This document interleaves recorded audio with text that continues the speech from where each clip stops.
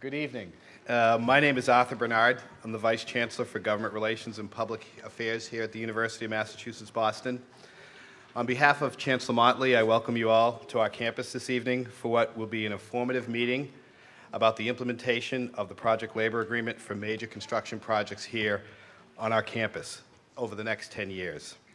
Tonight you will hear from the people responsible for the implementation of the Project Labor Agreement, the representatives from state agencies that will be entering into the contracts for campus construction projects.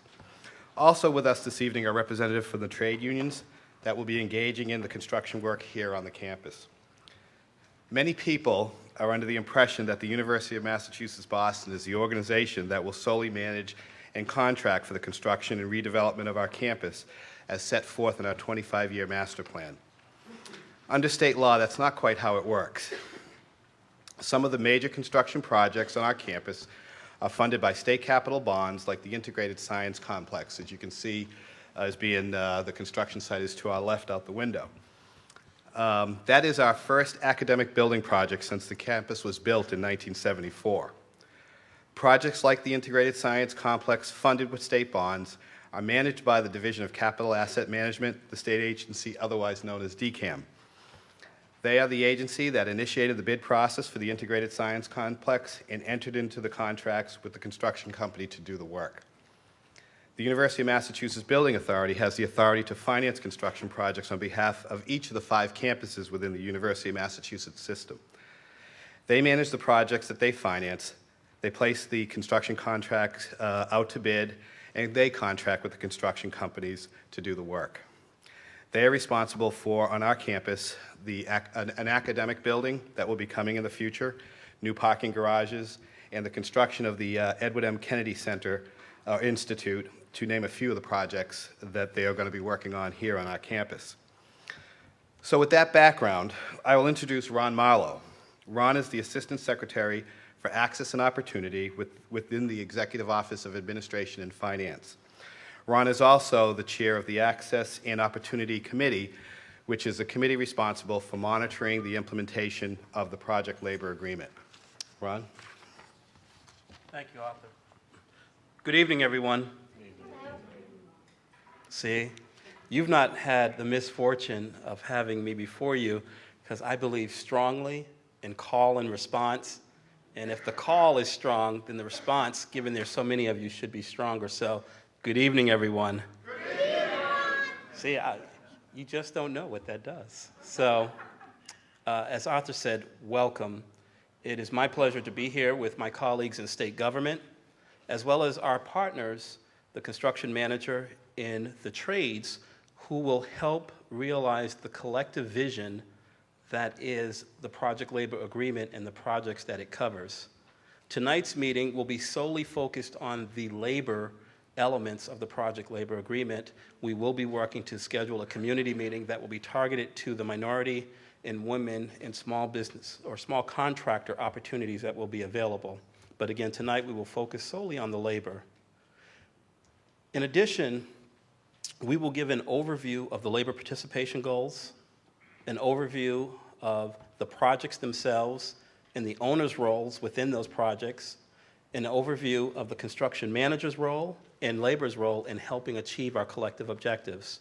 And let me be clear that our collective objectives are, 1, to make sure that the buildings that are to be built will be built on time and on budget, but 2, to ensure that the broadest level of participation, both on the labor front as well as on the business front, is achieved through the Project Labor Agreement.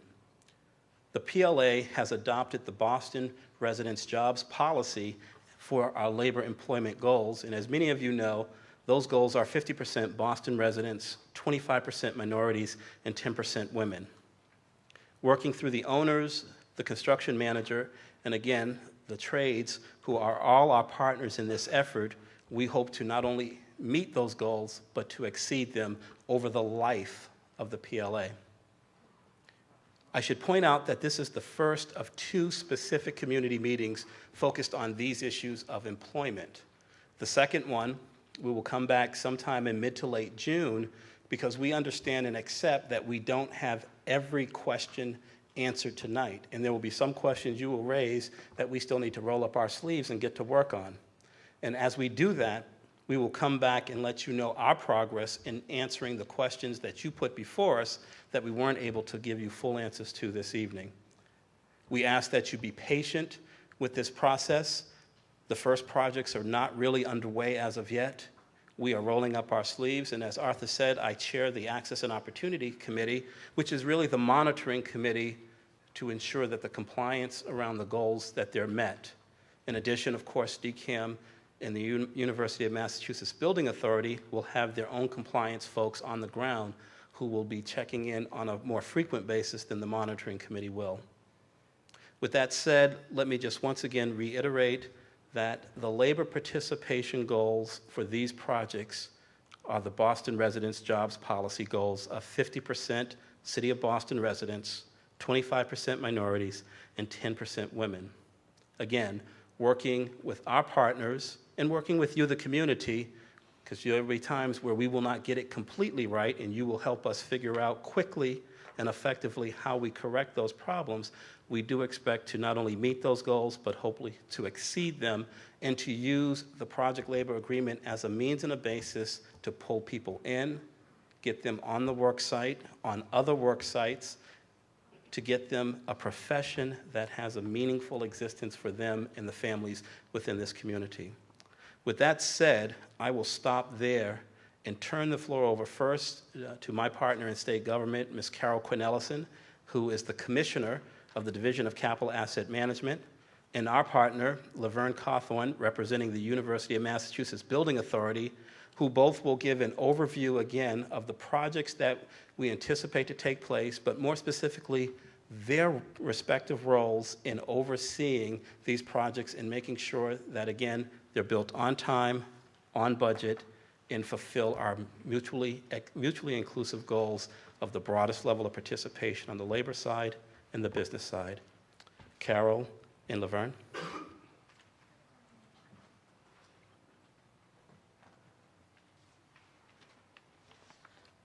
Good evening, everyone. How are you? Good evening. Good. I'm glad that you came out on this really cold and rainy evening. And I just want to say that as the Commissioner of DCAM, I'm happy to be a partner with UMBA in building and expanding the capacity of this great campus over the next decade. I want to speak, and really Ronald stole my thunder a little bit, I guess, but I want to speak to you just very briefly about what DCAM's role will be, and specifically those buildings, those structures that we'll be responsible for. We actually brought for you just a few visuals, and so if after the meeting or even during the meeting you want to go over and just take a look at what the vision is, there are some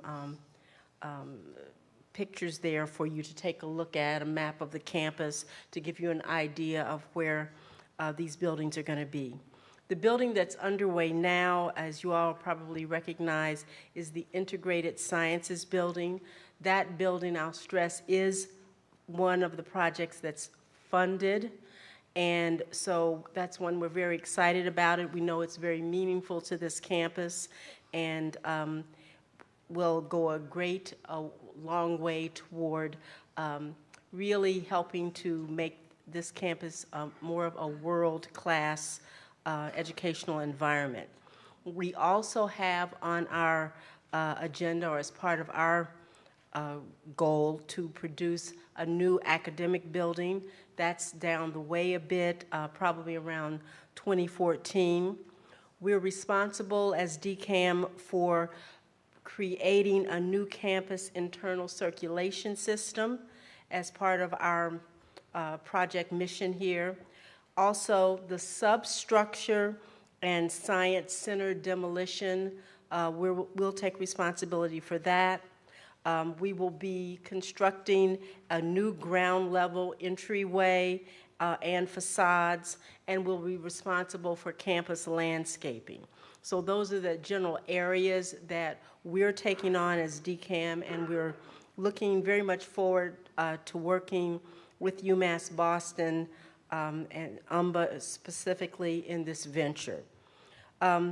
As previously was mentioned, each of the owners will have target goals to reach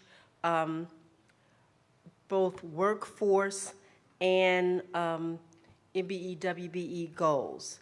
Our workforce goals for DCAM are shaped around, as Ron said, the Boston Jobs for Boston's Residence Policy, 50-25-10, residents, minorities, and women. And we already have, as part of DCAM's mission, MBE and WBE goals consistent with our current standard, and that means 7.4% for MBE participation and 4% WBE. So these are goals that we set. You know, we certainly will strive to meet or exceed goals in all cases. One of the unique features that I think is important when you're setting goals is you have to monitor as you go along. You can't wait till the end of the project and say, you know, we just didn't make it. We just, you know, didn't miss it. So we're going to be very vigilant with this. We are actually expanding our compliance team, and we're going to dedicate a compliance officer to this campus and to the projects that we're responsible for. We'll be developing monthly reports that we will share with the Access and Opportunity Committee and subsequently with the community as a whole. In addition, we are going to have a contact person at DCAM. That person's name, telephone number, and email address will be widely available. And anyone with a question, a concern, or a complaint can call that person in order to get answers to their questions, hopefully. So again, we're at the beginning of this decade-long project. We are open to your suggestions and your ideas and your advice on the best way to structure this, the best way to get information out to the community in particular, and we look forward to working with all of you. Thank you.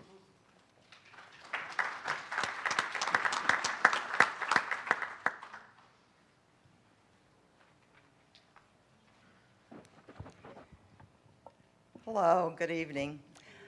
I always laugh when I come up to a microphone because I was a really poor kid, went to an elementary school that didn't have a PA system, and I got parts in all the places because I have a really big mouth. And they said, you know, you don't need a mic. Your voice goes to the back of the room, but they told me I had to speak into the mic, so I'll do that. I am actually, it's so odd for me to be here. I was at the Boston campus for almost 20 years. And I didn't find, actually, the Ryan Lounge by myself. I had a little help.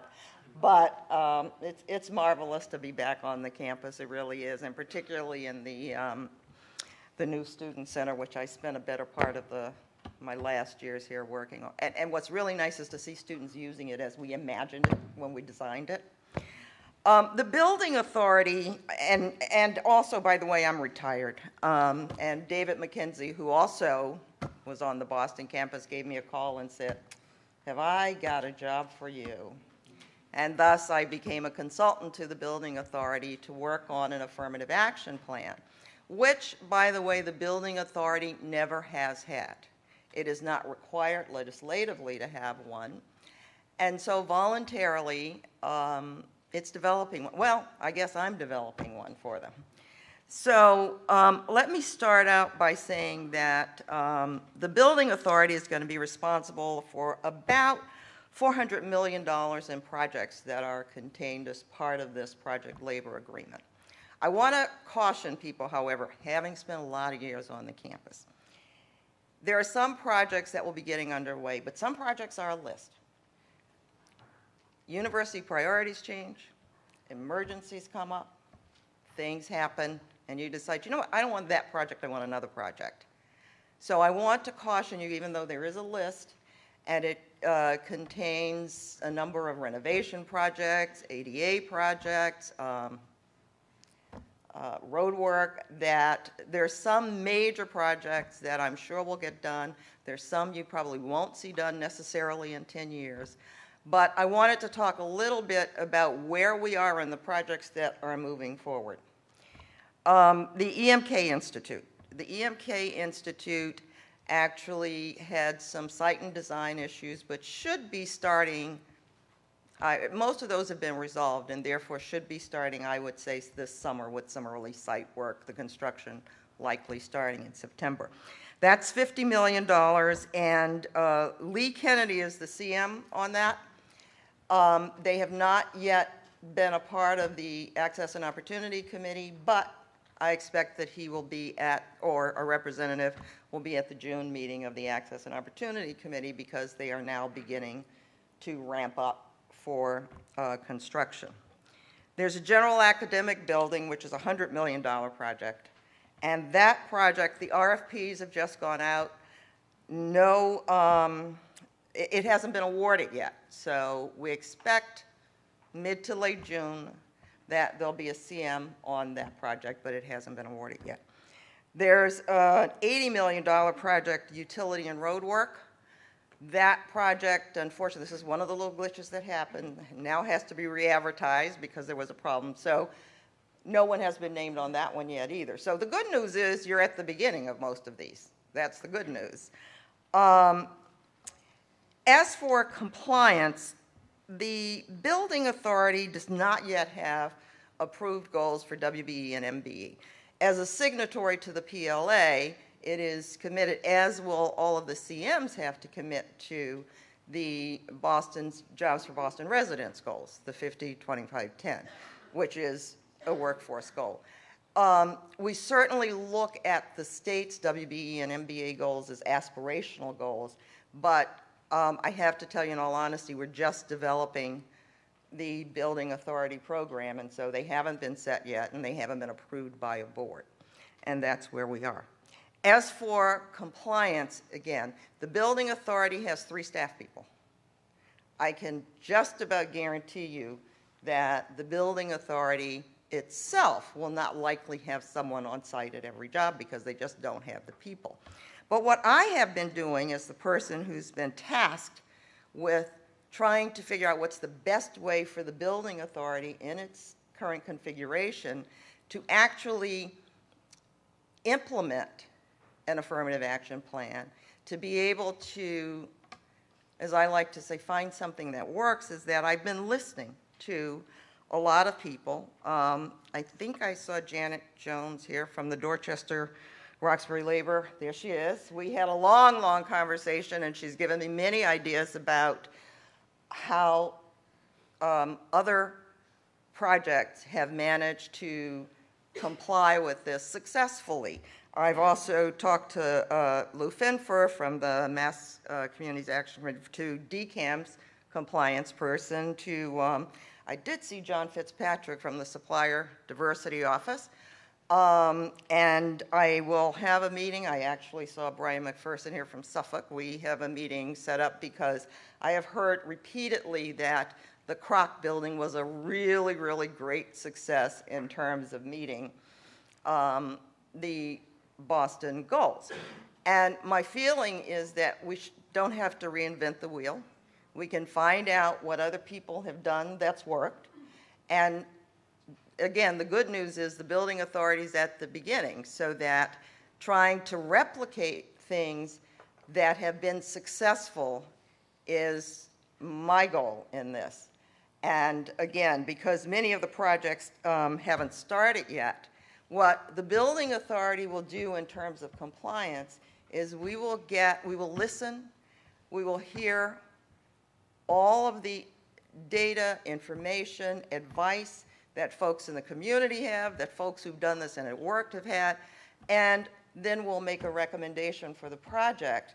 I will also tell you that the RFP that went out for the general academic building is the first RFP from the building authority that has gone out with a requirement that the responders have an affirmative action plan in place, that the responders say, this is how we intend to do what the PLA requires. Now, I've only been on board since March 16, and let me tell you, that's part of what I worked a lot on, is being sure that the very next RFP that went out, let responders know that we're serious, that we expect, and that we will use this as an evaluation criteria in awarding the contract to you, and that we look for you to tell us that, yes, you know you have to meet these requirements, so tell us how you're going to do it. We will then say, well, you may have to try something else as well, based on what we hear from other people. So that's where we are. I'm happy to be back at the campus.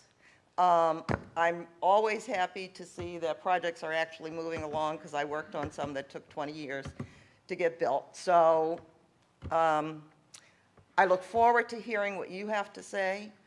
I'm not an expert at this, so I'm anticipating that meetings like this will give me a clue of what the community is looking for, what they know works, and how we can go about moving this forward. So thank you very much.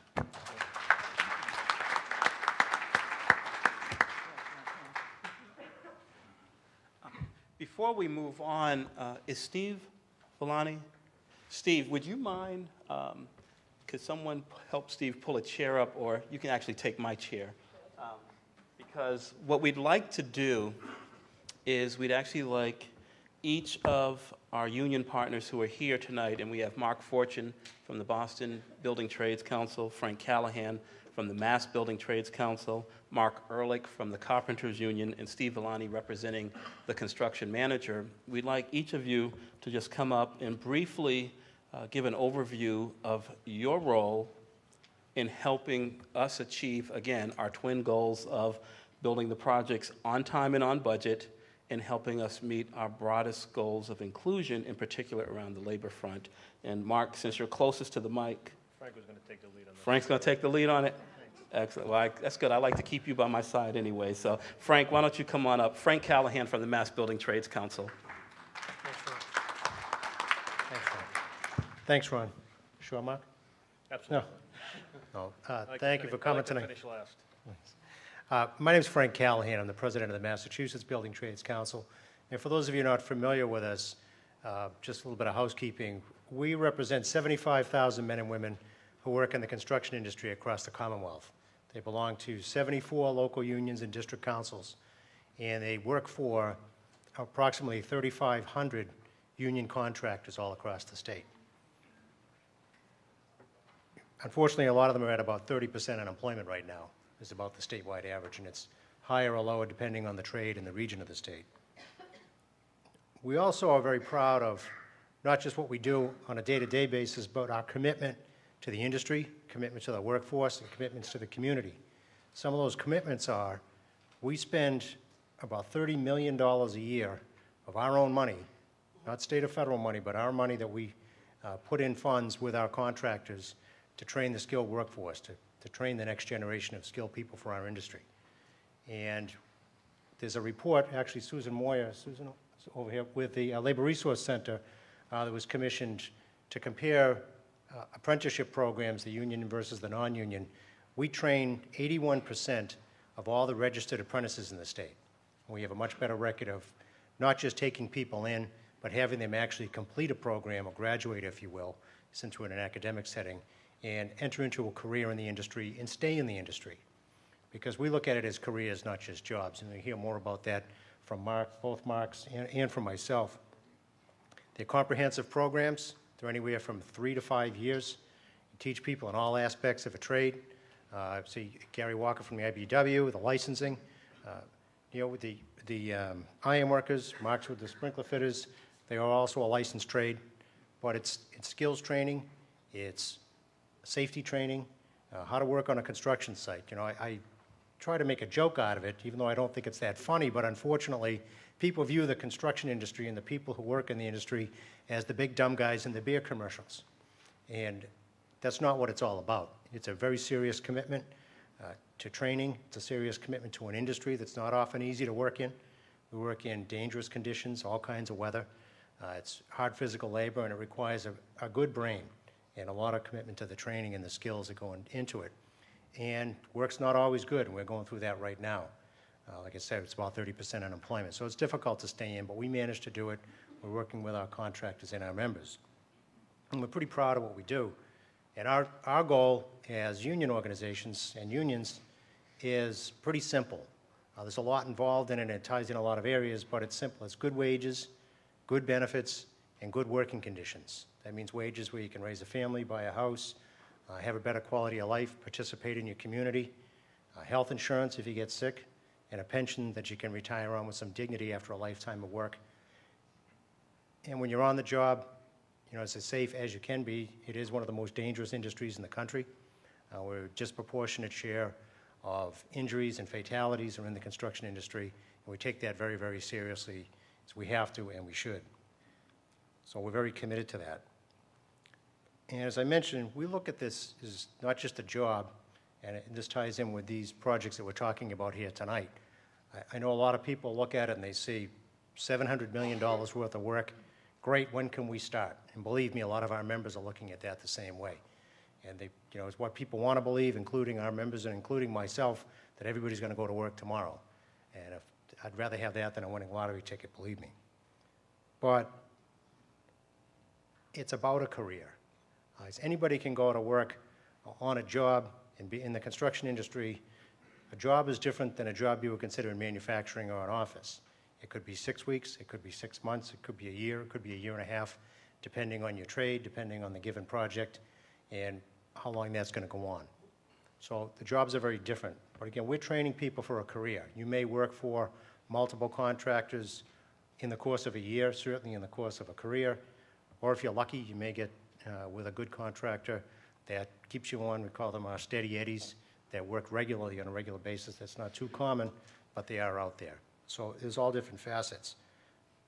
And that being said, in addition to our commitment to our workforce, we're committed to the goals. And I like to think of it more than goals because I've seen too many goals out there that are never met. I'd rather see it as a destination. And not only are we committed to that, and you know, Ron and I have worked on this for a number of years. You know, a couple of people in the administration, when we were talking about project labor agreements, I see Secretary Goldstein here. We're talking about this as a commitment, something we can do with a project labor agreement that's not permitted by law. Residency requirements in many cases, and we have a case right now that's going through the federal courts in Fall River for a responsible employer ordinance that we're waiting to see how that's going to shake out on what you can require for residents. We want residency requirements. And call it selfish, call it what you want, but we want to see Massachusetts residents and community residents working on those jobs. So our members don't have to drive to another state, don't have to drive, especially with the price of gas today, drive 50 miles to work each way and come back, spending their money there and not spending it in their local community. And quite honestly, it keeps a lot of the low-wage workforce out from other states. Unfortunately, we go to too many construction sites where you see people with out-of-state plates, and they're driving home at the end of the day with our tax dollars that are building facilities like this that should stay in the community, and they're undercutting the wage base for everybody. So we're committed to that.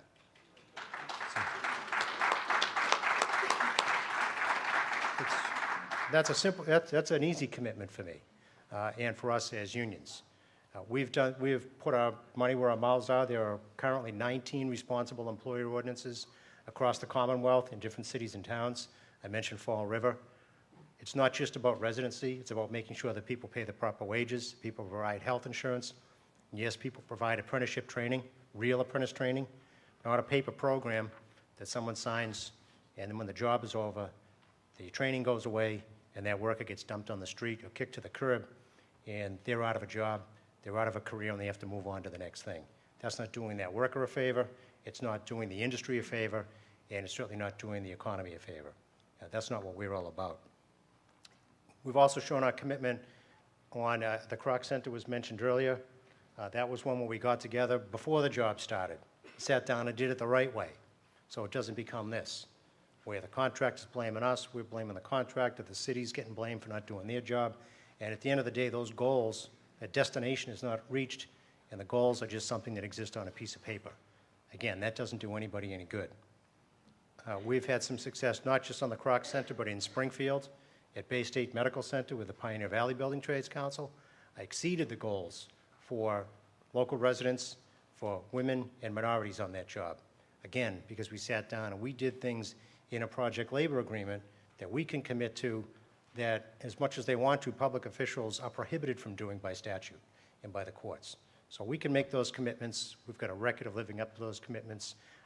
We've given that on this project here, and we want to do more of that because it's in the interest of the community. And you know, if that's not good enough for you, you don't take my word for it. It's in our interests. We want to see more members working. We want to see more members from the community. We want to see more members from diverse communities, more women in the trades. We want to see our membership, which has a much better representation than the non-union sector, that's representative of that community, because we are the community. Our offices are here. We're fortunate to be in Dorchester, which we sort of joke is Union Central. The Carpenters just made a major commitment to build their facility here at the IBW, the sheet metal workers, the bricklayers, I could go on and on. And, you know, we do a good job. We're committed to that. And I give you my word that we're committed to this. And I know Ron and Commissioner Cornelison and I have recently gotten to know each other. And that's all I have to say, and I'd be happy to answer any questions afterwards. I'm sure Mark and Mark can give their perspective from their specific trades and what they're doing and their background on this as well. Thank you.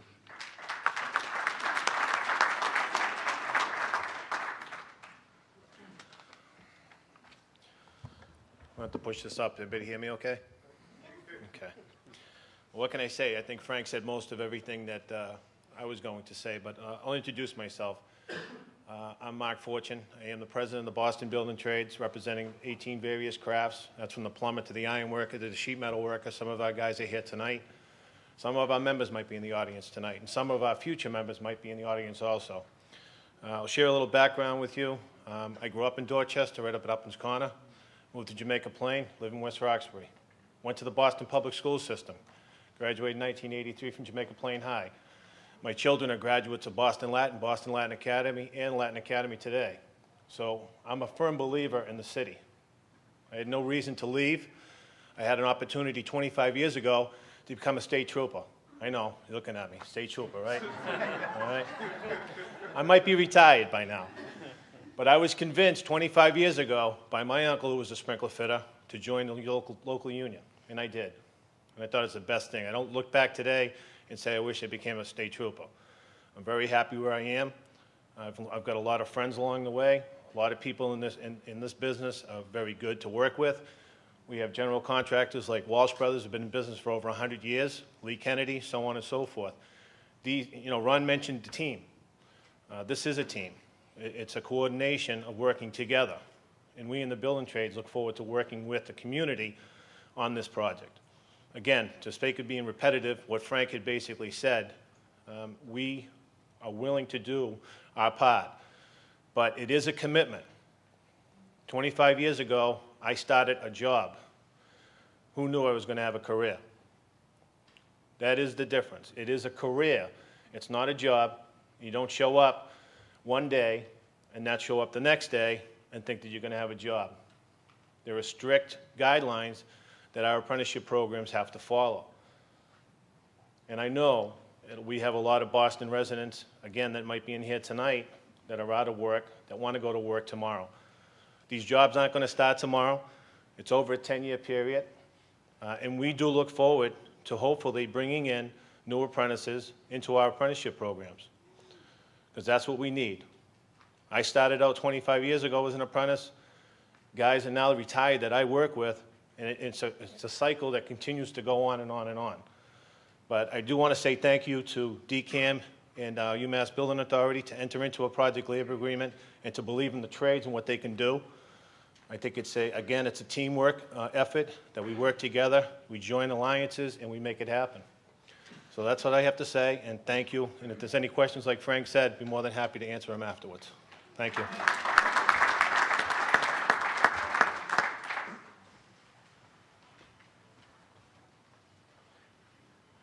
State trooper, huh? Yeah, lucky I didn't teach you.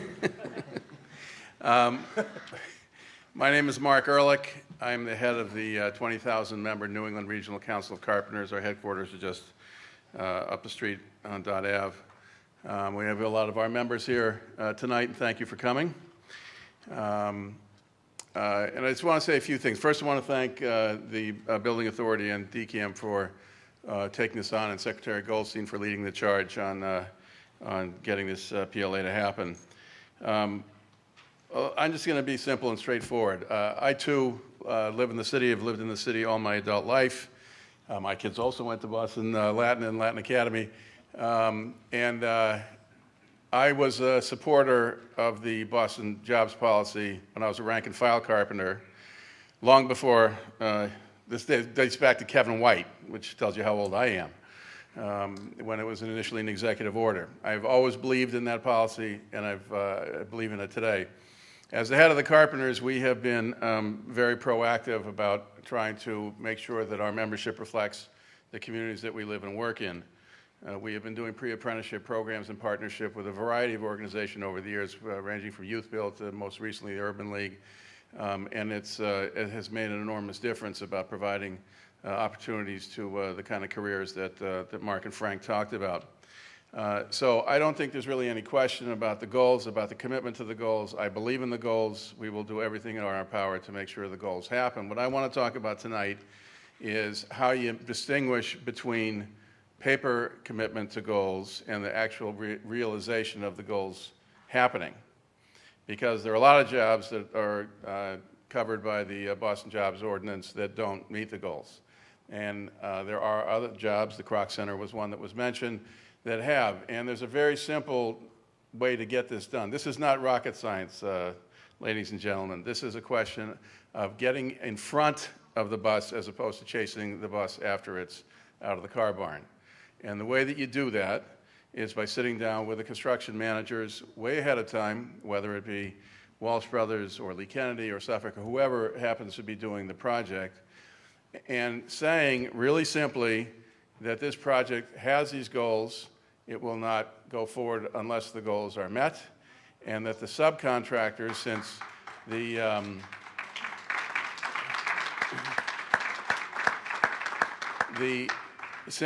in today's world, for those of you who don't know the bizarre nature of our construction industry, the general contractors, construction managers actually don't employ any tradespeople anymore, or very few. The bulk of the tradesmen and women who work in the industry work for the subcontractors. And so the key piece to getting this done is telling the subcontractors before their contract with the general contractor is executed, is that part of your obligation is to meet these goals. And if you don't want to meet these goals, don't come on this job. That's part of the deal. And if that is said, and if the union that is involved in that trade is involved with that, and everybody is sitting in the room together making the same statement, you can get this done. This is not that hard. We have met and exceeded the goals in our trade for years, and it's not an issue, it's not a problem. You just got to make sure that it gets said, that it gets done, gets executed, and followed through. It is not rocket science. So what I want to say tonight, and be also happy to answer any questions, is I don't think there's any question about the commitment to the goals. I think it's really a question about how to get it done. And it's, there are a lot of folks in all the trades who have been suffering for the last 3 years. It has been the most painful recession in all of our lifetimes. And I can't wait for it to come to an end. And that's not going to happen anytime really soon. But that doesn't matter. The goals need to be met. The goals need to be sustained, whether it's existing membership or future membership. That doesn't matter either. The question is, how do you do it? And the way you do it is by putting everybody in the room and making it clear that there are monetary penalties, that there are a variety of sanctions that will happen if the commitment isn't made. And it's not that hard. It is really not that hard. And sometimes I wonder about this as a public policy issue and why it is, it is so emotional and has such a historical controversy. And the reality is that you can actually, if people of goodwill who are committed to the goals get together ahead of time and decide they're just going to get it done, it gets done. And that's all there is to it. Thank you.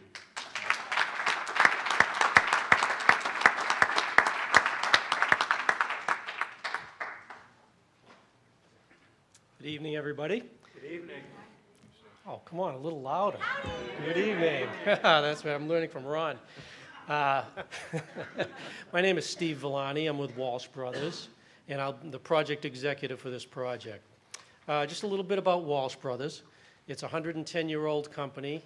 We're one of the largest construction management firms in the city of Boston.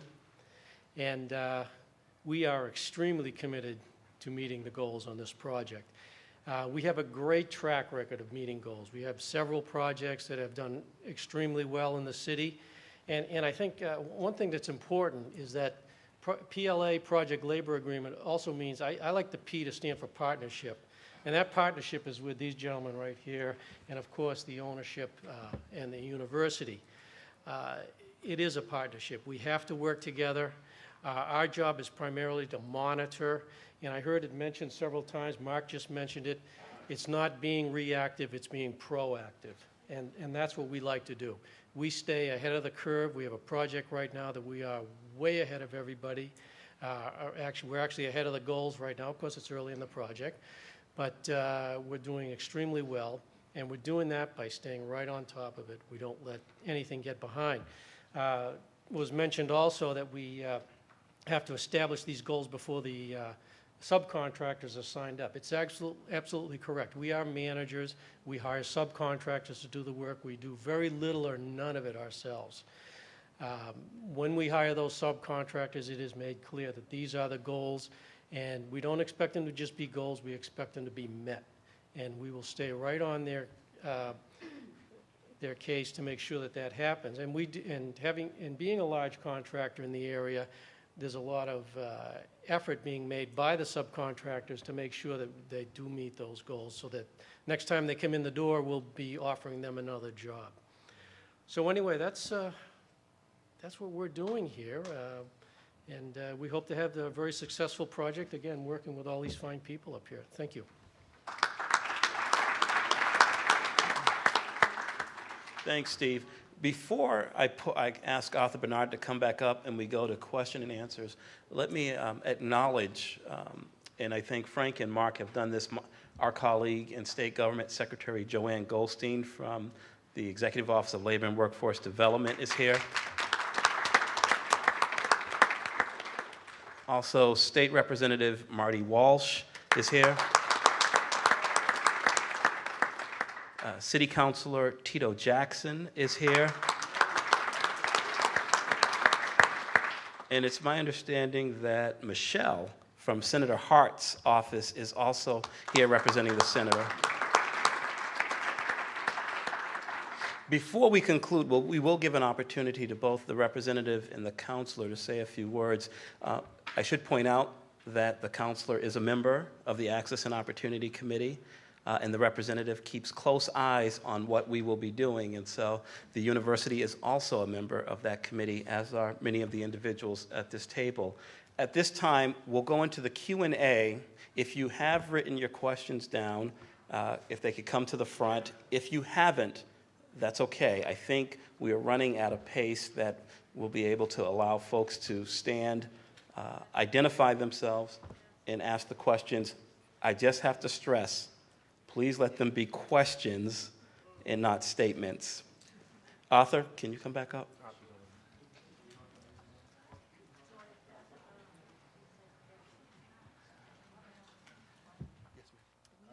Let's see, earlier we passed around, so do you have the cards?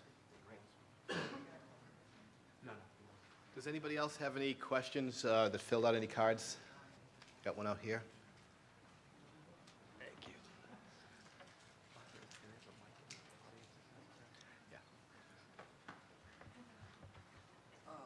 Thank you.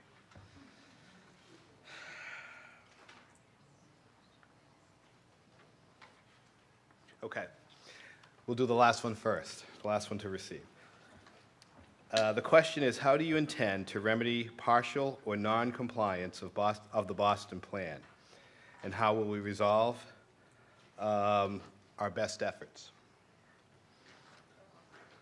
Do you want to tackle that one?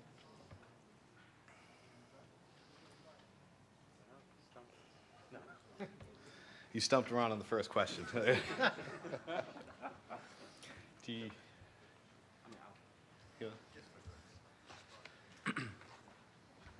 In terms of meeting the goals, I think one of the things that's been pretty well stated is that when there is clarity around the goals, when there is clarity in the contracts that exist between the CM and the subcontractors, where the owners have actually skin in the game and have made a commitment to do compliance on the ground, and where there is the monitoring committee that is in effect, that we are confident that we will be able to not only meet those goals, but exceed those goals. Because best faith efforts, I know that has sometimes been a euphemism for an excuse not to meet the goals.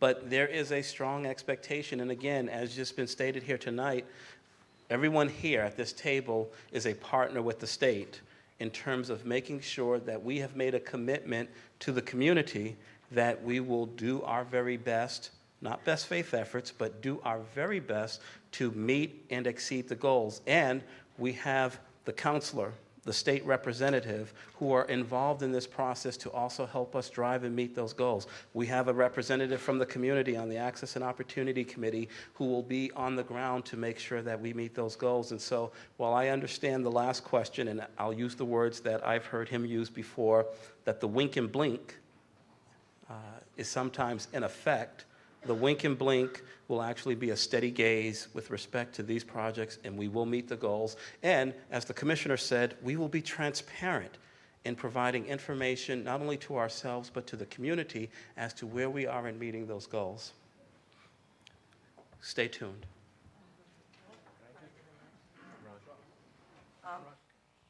I'm going to answer that in part from the building authority's perspective, and the answer to that is we don't know the answer yet.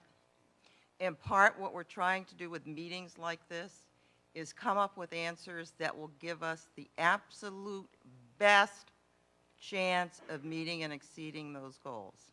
But I don't think we can say to you, we know exactly how we're going to do it, and we're absolutely certain that we can do it. I think that we have every intention of doing it, but to be perfectly frank, we don't know the answer to that quite yet. Frank, go on. If I could jump in along the lines of what Ron was saying, I'm not trying to be a poet here, because I'm not, but the goal here is, those are goals, but I think if we meet ahead of time, and the goal is to get this done, it should not be a problem. As both Marks mentioned, that's what was done at the Kroc Center. I mentioned that was done at the Bay State Medical Center in Springfield. If we meet in advance, this should not become a problem. I don't want this to be a problem. Believe me, I don't want this thing to be ringing off the hook with complaints from the commissioner, from the building authority, saying that the goals aren't being met. We want to get this done in advance so this doesn't become a problem, and that's the best way. I think Mark used the analogy to get in front of the bus instead of chasing it out of the barn. So, I don't know if that doesn't address if they're not being met. Our goal is not to have that a problem.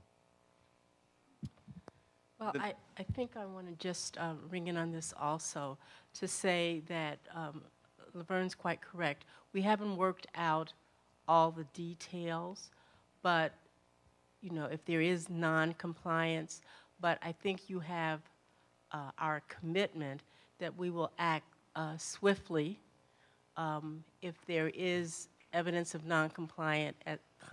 As I said, we will have a compliance officer dedicated to being on site and examining and documenting evidence of compliance or non-compliance. That information will come back to us immediately.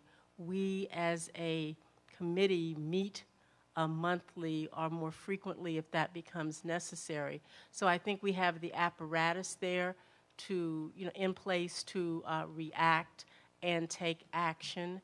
And, you know, we know what action we can take if there is like flagrant non-compliance in this kind of instance. Again, our commitment is strong, and we'll be reporting to the community. We definitely feel a commitment to the community to report out how we're doing, and we'll be doing that. And I don't think we want to come back to the community to say, we just, we don't have control of this process, and we don't have, and we have entities, participants that aren't meeting up to the goals, aren't making even an effort.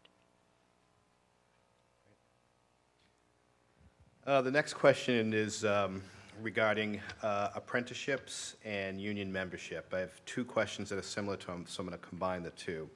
Essentially, the question is, what are the opportunities to gain union membership, and what are the opportunities for apprenticeship programs, given the project that we have going on the campus?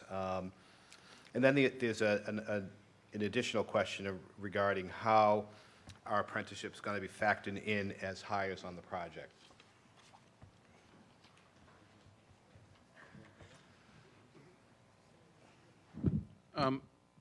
There have been obviously fewer people taken into the apprenticeship programs over the last few years because of the depth of the recession.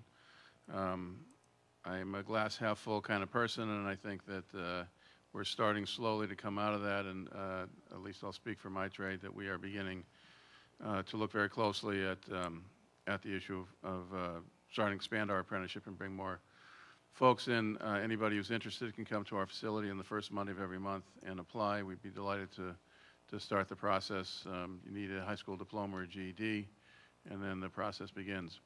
So, and we think that there are opportunities, although should caution that I think they're limited in nature, but nonetheless, I think for the first time in a few years, there's some real opportunities out there. As long as I have the mic, I would also say one possible sanction that might be get Mark dressed up in a state trooper uniform and give him cuffs, and I think that'll solve a lot of problems. I don't have to make one big enough. Just to piggyback on what Mark is talking about, there are various trades.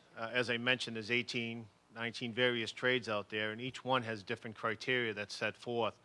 Some have open enrollment, some have it every 2 years, and we're going to be working with, UMass and the DCAM to try to facilitate some sort of job career fair so that they can get that information, so they can be, get that information on apprenticeship, open enrollment, or when and if they are going to be taking apprentices in the next year or so, or even earlier.